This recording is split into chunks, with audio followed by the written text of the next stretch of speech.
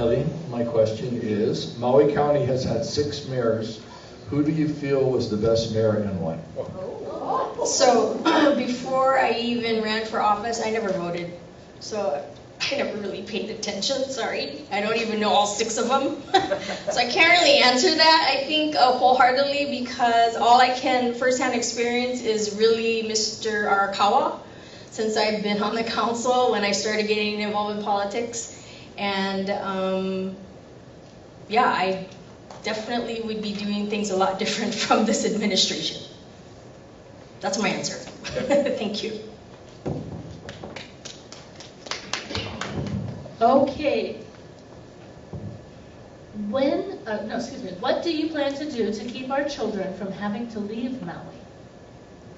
Okay, and that goes to the fact that I think we've been hearing all evening about the affordable housing issue, jobs, the economy, and all of that all goes into play, cost of living, and it is about creating job creations, green jobs, green economy, and the affordability of rentals. Especially right now, not everyone, especially our younger generation, wants to actually own, be homeowners, and have that huge responsibility at this time. So I'm a huge supporter of keeping affordability in perpetuity, which means manage appreciation, and also the affordability number or figure. Someone mentioned lower than those HUD guidelines. So that's one of the key points is, of course, the affordability of just being able to live here.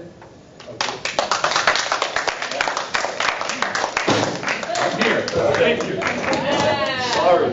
Aloha, Mike. Thank you for coming in. We're going to start back with the question just asked. Okay. So Mike's number 2. Okay.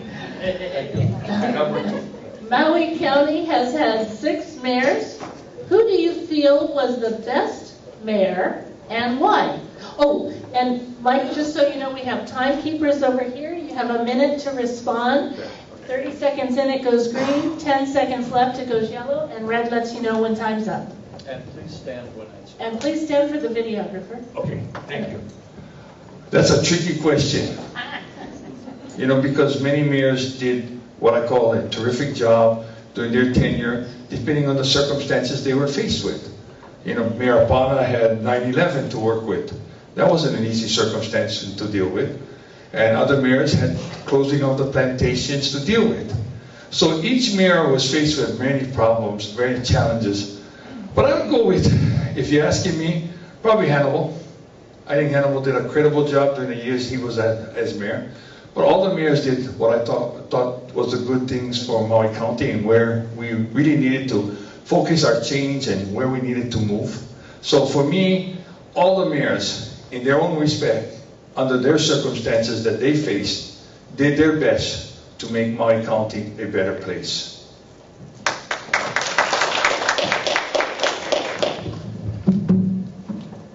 So, okay, Mike, Okay. back up. Vertical, stand up. Oh, you said back up. Okay, I can do that. Thank you. I'm sorry, I'm working on my vocabulary. Okay. What do you plan to do to keep our children from having to leave Maui? By diversifying the economy, making sure that housing is available, rentals especially starting off, we really need that. We need to be able to make sure they can continue to live here, work here, and raise their families here. Basic need is housing. Without that, there's very few other things that makes good sense. So affordable rentals with programs set up that those rentals will be able to one day help them get to a financial state, help them save some money so that they can all turn around and buy units. Making sure that we have a public-private partnership along with our nonprofits. We're building units that are truly affordable. Building homes 350, 3-bedroom, 2-bath, 2-car garage, 350 or less. And it can be done, and it will be done. We can build apartments, condominium, multi-family units for 200, 150,000. It was done, it can be done again. Contractors have told me that landowners have told me that it can be done, but we need to work together. Aloha.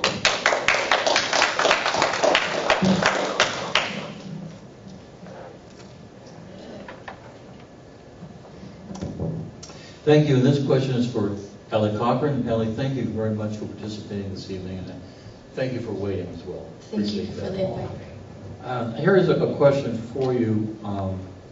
If you are elected, how will you build and manage your team?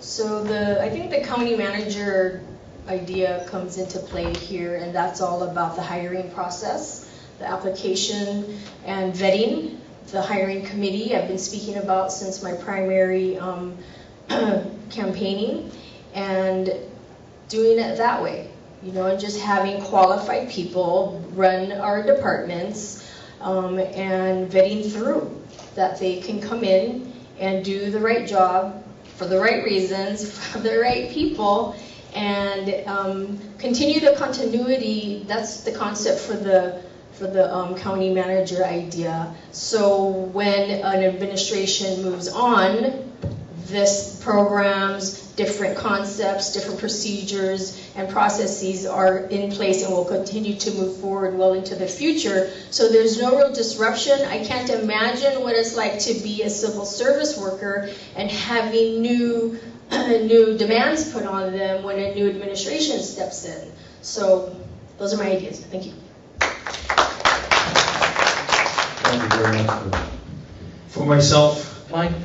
yes. I don't need the question, I got it. You got the You got question? it. All right. You know, and I know you're tired, you guys have been here all the evening, so I don't want to have to repeat the question. Go right ahead. Okay, so for myself, as I've said many times, having a committee set up to review all, from managing director all the way across for all of our directors, their qualifications as being set up by the council right now.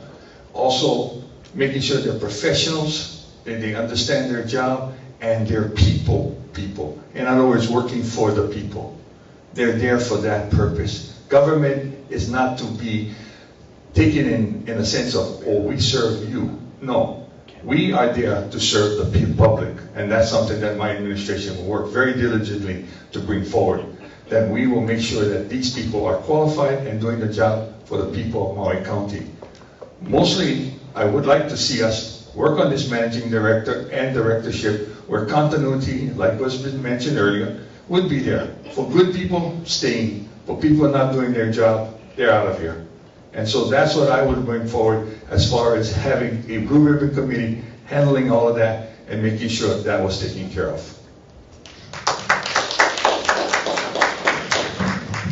Thank you. Okay, question for Ellie. Okay, you say that you support affordable housing development. Have you ever voted against any affordable housing project in a county council meeting, and why? Yes, I have. One, no water. One, also desecration of cultural sites. Not fulfilling the needs of the people, as in the affordability time frame. Within 3 to 5, 10 years, it flips out of affordable. Now we're starting from square one again without affordability. One has also taken affordable housing funds to fulfill that developer's affordable needs from a 201H fast track process, where that developer had gotten lots of exemptions and lots of perks and lots of extras, yet the taxpayers had to foot the bill for the affordability of it, and then we lose the affordability in a few years. So multiple reasons like that are why I have voted against affordable projects, but it's not because they were affordable. It was because a lot of these other reasons that I just stated, and a lot of it has to do community plans are just wiped off the face of the map too. So thank you. Thank you very much for your Mike, would you like me to repeat it? No, not necessary. And this is being asked in the mayoral candidate of mayor because you both have served on the council over the years. That's correct. And there have been many projects brought to us. We put many conditions to make sure that they were fair. And many of them that I voted yes for have and are being worked on now. Kahoma And yet that, in the Coahoma project, the Upper Coahoma project, there was one intervener that stalled that project for over 5 years. And that's another issue. We have interveners coming in and stalling projects which add costs. And the cost is borne by the buyer, nobody else. So I say, if it's really affordable, and I have my guidelines, and I'm not talking about HUD, I'm talking about guidelines that I've already talked about, and I continue to talk about. I don't hear anybody else talking about numbers. They only talk about true affordability. Well, baby, put some numbers behind it, because you've got to understand what needs to be done. Mahalo.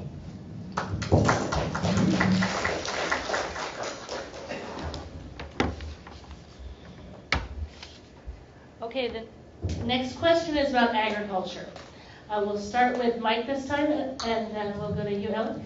Many talk about supporting agriculture. What role do you see it playing in Maui's future, and what policy changes and implementation actions would you take as mayor to make it happen?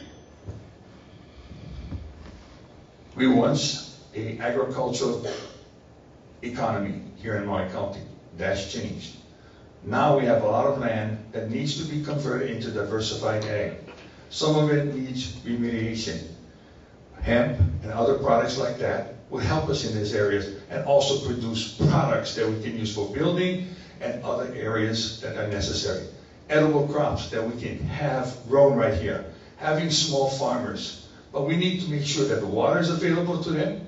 And that's why one of my biggest issues is we need to put a waste treatment plant out in the Central Plains where water would be less dependent on water coming from East Maui or from our aquifers, and be used from that from there for that purpose.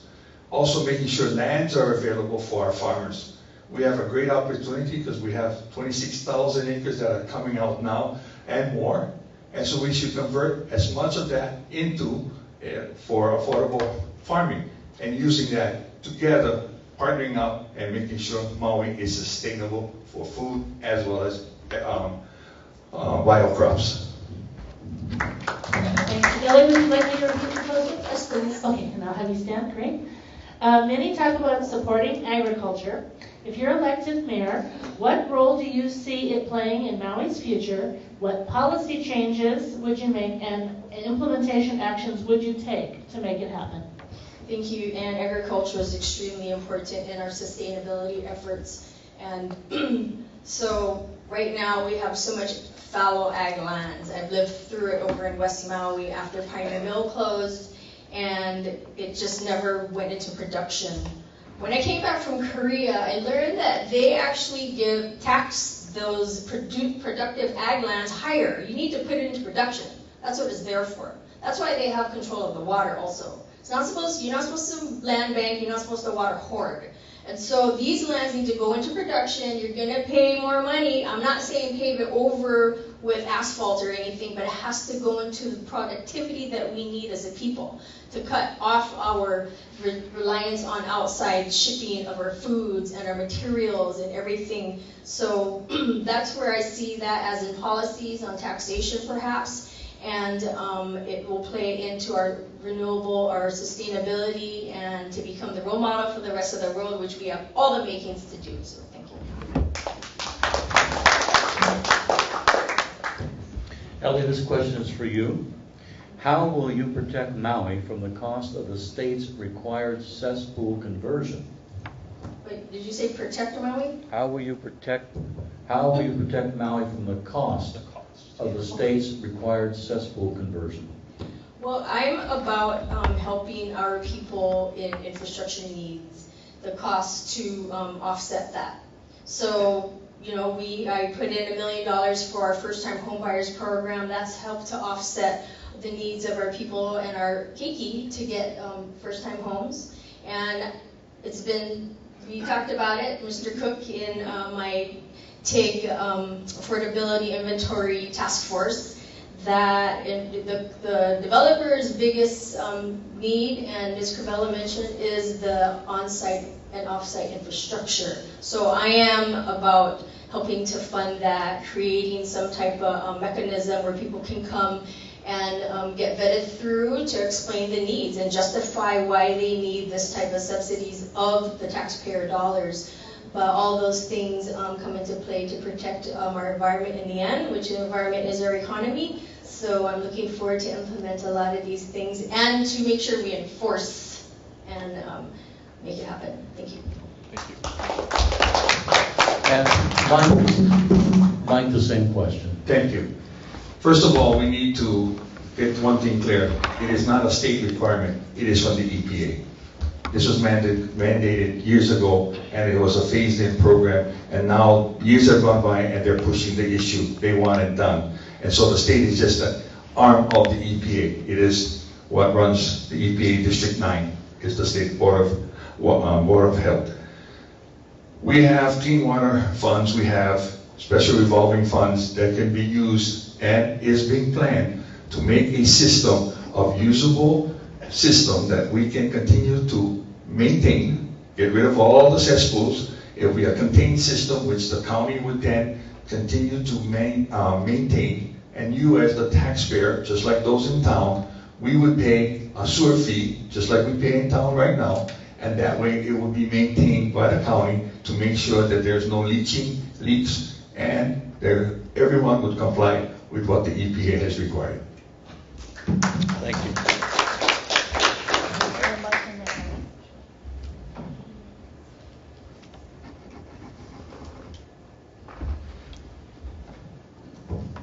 Okay, Mike first, is that correct? Well, no, it should be. Okay. My question is, what are your top 3 priorities should you be elected mayor? Number 1 would be housing, to make sure that there's units available for rental as well as occupying ownership. You know, we have programs here for first-time homeowners and all that, but unless we have units, what I call hidden homeless that exist throughout our county, really hurts the family, because they're now crammed up in one home, sometimes 2 families, sometimes 3 families. And we've got to help them get out of there. So rentals are an immediate solution, as well as purchasing if they have the credit, and helping them develop that credit. Now making sure that all of this comes together with a public-private partnership, and including all our nonprofits who are great at doing this, like Kahale, like Nahale Omawi, Lokai Pacific, and others. Habitat for Humanity. They can do a great job. By working together, we can solve this problem. Thank you, Mike.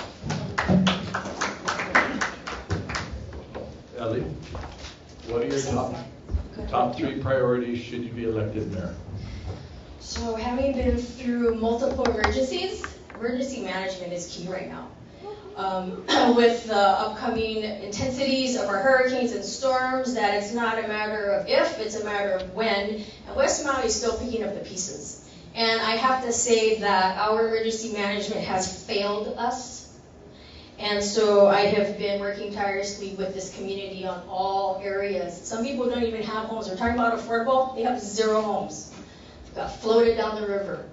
So that water is key priority. He who controls the water controls it all, right? And that goes for development, that goes for agriculture, that goes for everything. So water is key. The whole EMI ditch system, West Maui, it's falling apart.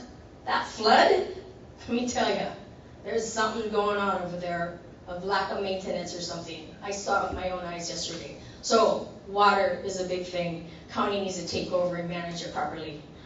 Sustainability efforts on all levels, from energy to food to everything. We cannot be dependent on the outside world. My ancestors were very, the Ahupua'a system, we took care of ourselves, and we can get back to that. Thank you. Thank you. And Ellie, we're going to ask you to stand again. Where can you get the permitting process expedited, and how will you make that happen? Well, that was part of the TIG too, the streamlining permitting process, and Mr. Cook, thank you for being there in that process. It was mentioned by Mr. Sinensi in a one-stop shop. Been to Marin County to learn how they implemented that. pre-approved plans. I understand we do have a pre-approved catalog somewhere of homes, and I don't know, it doesn't seem like it's being utilized, so I have to go dig that up and see where that's at. Council initiated zoning. We do have community plans. They're being worked on. If the area that people want to see development, let us, or let you, the council, change that. And our housing department,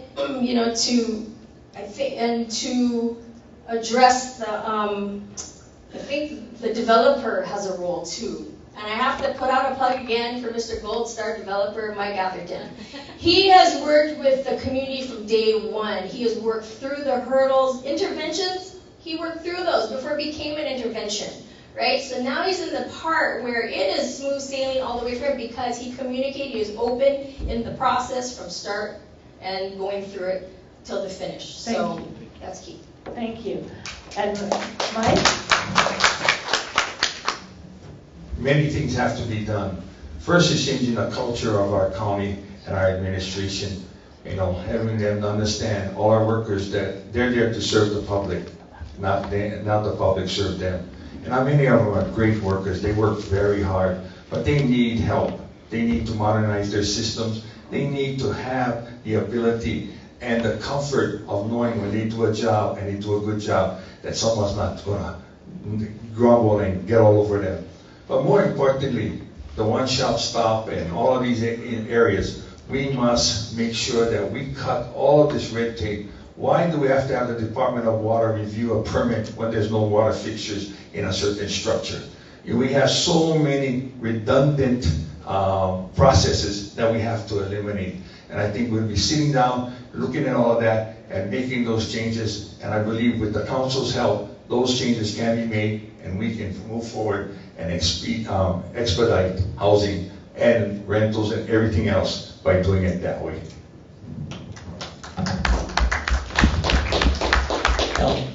Ellie, this is a question for you. Okay. What is your position on bringing in new industry to Maui, including construction, R&D, and IT-related jobs? Very supportive. I've been, the MEDB program and STEM Works. We, as council members, fund a lot of that type of education and continuing programs.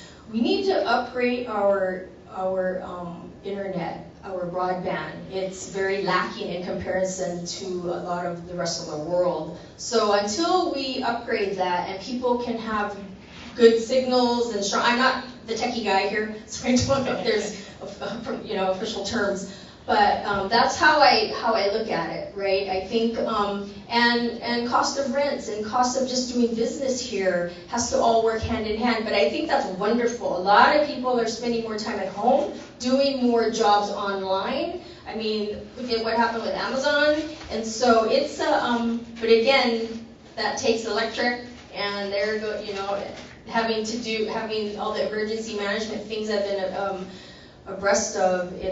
You don't have electric all the time, so generators and backups and all that, and battery storages is key right now too. So all goes hand in hand. Thank you. Thank you.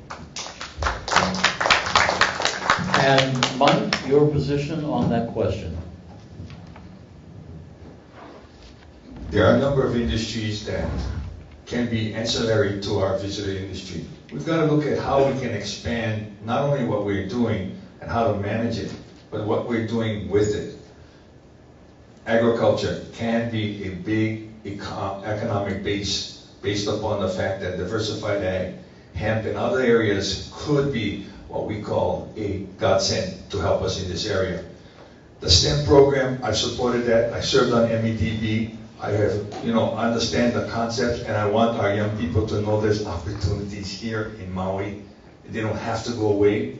But if they do go away, come home, having the housing available, having units for them to live in. Because if they're not affordable, then they're going to stay where they're at and they're not going to come home. I have a granddaughter right now. She lives in Spokane. It's cheaper for her to live there than to come back to Maui. And she told me, Papa, there's more opportunities here than I have there, and it's cheaper to live. So we've got to make the cost of living much more palatable for our people, especially those young people leaving school.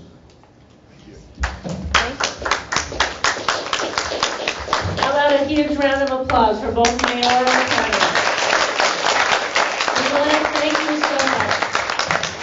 I just would like to say that we would like to thank all of the candidates who came before us tonight for council and mayoral races. We deeply appreciate their time, and we know how hard it is to serve. It's a big job. We also want to thank all of you for attending and your interest in learning more about the candidates. And to those who really embodied the Aloha spirit tonight, we greatly appreciate it. There's always challenges, and I appreciate that people are coming together. I still believe the Constitution allows for people to have some personal space and not be affronted and have people pushing towards them. But we'll see where the courts lie on that. But here in Hawaii, we really should respect each other and respect opportunities to come together in a polite and cohesive and cooperative way.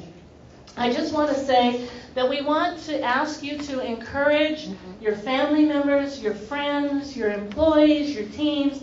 Please get everybody out to vote. I think we all in this audience, having heard all of the many voices and opinions, and many of them that are all very shared. We're caring about the same things over and over again tonight. We heard candidates talking about the same things. This is an important election, so please get out the vote. And again, if you haven't registered yet, there's still time, so you have no excuse. You want to say anything before last remarks? Any remarks, Tom? Final remarks? Okay. Again, I'd like to echo peace. I'd like to echo Pam's remarks, and on behalf of Go Maui, thank everyone for participating. We'd like to thank the construction industry. We'd like to thank the Chamber of Commerce, all the volunteers from the Chamber Board, the people that set up the food and did so much work here today. I want to thank you very much for participating. This is democracy in action. It all begins here at the grassroots. So I want to thank you all for coming. We want to thank the media for being here. And we do urge you to be sure, pay attention, look at the TV, read the local newspapers, and make up your mind. Aloha.